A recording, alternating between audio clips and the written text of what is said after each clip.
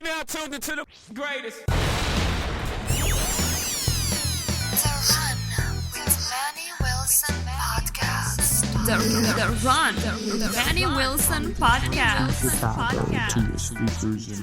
The best sports podcast there is. Yes, sir. What's up, everybody? Welcome back to The Run with me, Manny Wilson, all the way from Detroit to Chicago to your speakers and headphones.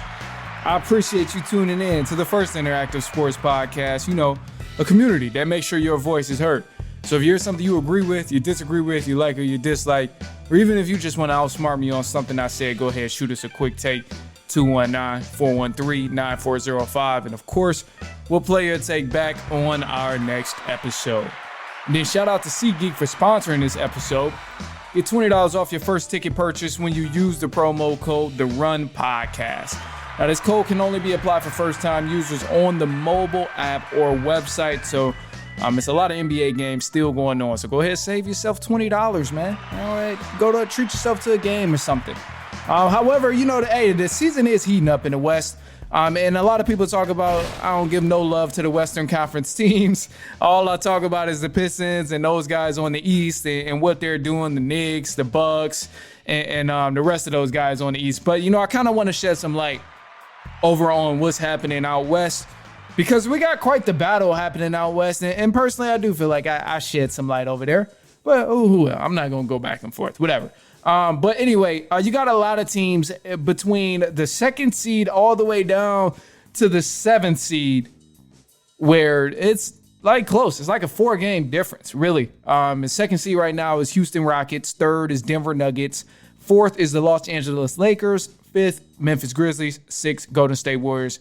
7, Minnesota Timberwolves. 8, LA Clippers. Obviously, 7 and 8 is in contention for a play-in game, but I think both of those teams would handle themselves well in a play-in situation, considering they would play the Sacramento Kings, who have really been struggling, and also the Dallas Mavericks, who's another team that really hasn't had anything figured. I mean, Dallas has fell apart completely after trading Luka Doncic. So, I wouldn't be worried about them winning anything in a play-in. And you honestly can expect the Phoenix Suns to crawl into the play-in some way, because they're talking about Dallas possibly having to forfeit games and stuff because they don't have anybody there. Enough players aren't active to actually play the game. So it's wild, man. A lot of different stuff going on over there. But however, one of the teams that stick out to me in the Western Conference, the Golden State Warriors.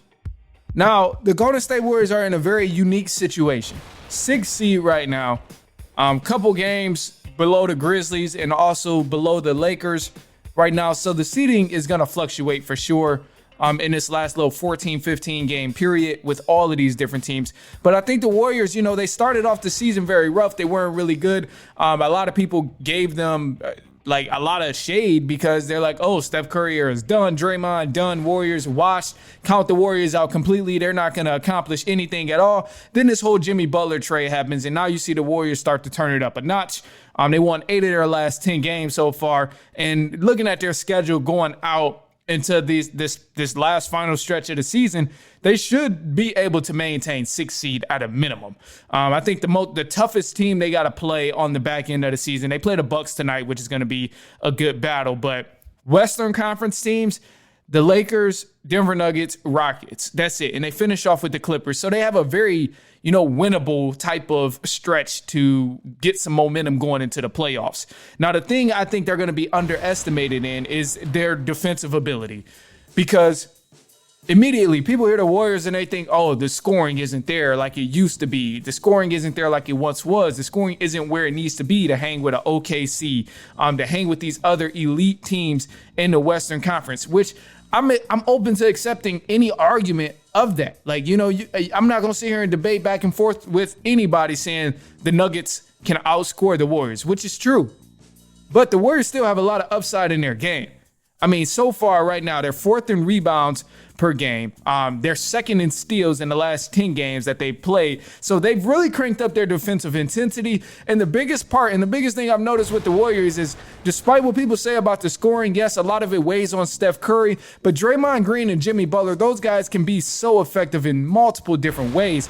And all you need is for Jimmy Butler to start getting rolling on the offensive end, and it's over with. And if Draymond Green is aggressive, hitting his floaters, hitting his mid-range jumpers, and God forbid, if Draymond Green is hitting three-pointers, you can just count it as an L in your column playing against the Warriors, because when Steph Curry is making his shots, Jimmy Butler is doing what he's doing, distributing and getting others involved and taking advantage of the easy buckets that he's getting, and Draymond is knocking threes down, yeah, it's a wrap, bro. It's a wrap. So this is one of the underrated elements in the Warriors game here.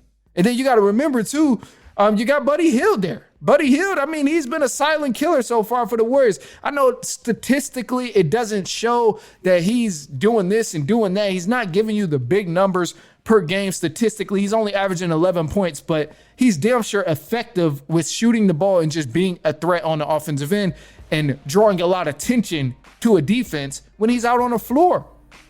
So they have the team. And one of the things with the Warriors, too, that I will vouch for them for is, not only do they have the team, they got just about every element you would need in order to win in the playoffs. Multiple guys got playoff experience. They're led by a star that has multiple championships. The co-star in Draymond Green has multiple championships.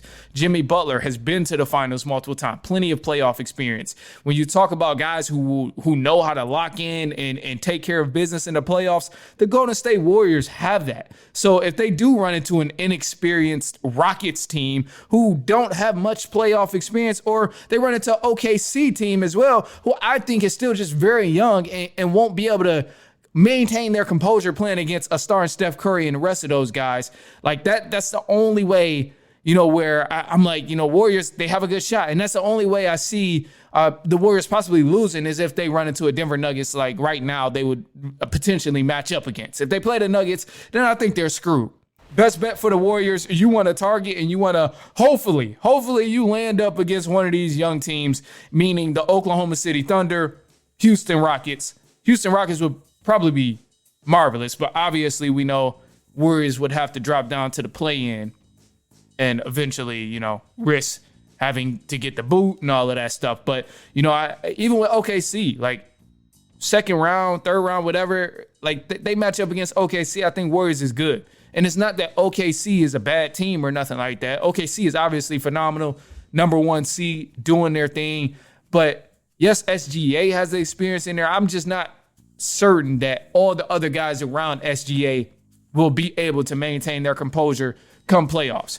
Like, just for an example, remember LeBron going to the finals every single year in his crazy streak of going to the Western Conference Finals. Times where he lost the series or times where he lost games in the playoffs, it was always, well, damn it, he didn't do his job. Dwayne Wade wasn't aggressive. Ray Allen was missing threes. Chris Bosh didn't do his job. Mike Miller ain't make three. The blame always went toward other players who was on the team with LeBron. And yeah, LeBron had plenty of playoff experience, but the other guys were just inconsistent in certain times where they wasn't making threes and they weren't playing up to par. And that comes with playoff experience. That's why adding Ray Allen was such a huge addition, because this is a guy, won a championship, plenty of experience, and he's going to be able to lock in and make sure his game is at a peak when he's in the playoffs. But with the Oklahoma City Thunder, I just don't see that happening.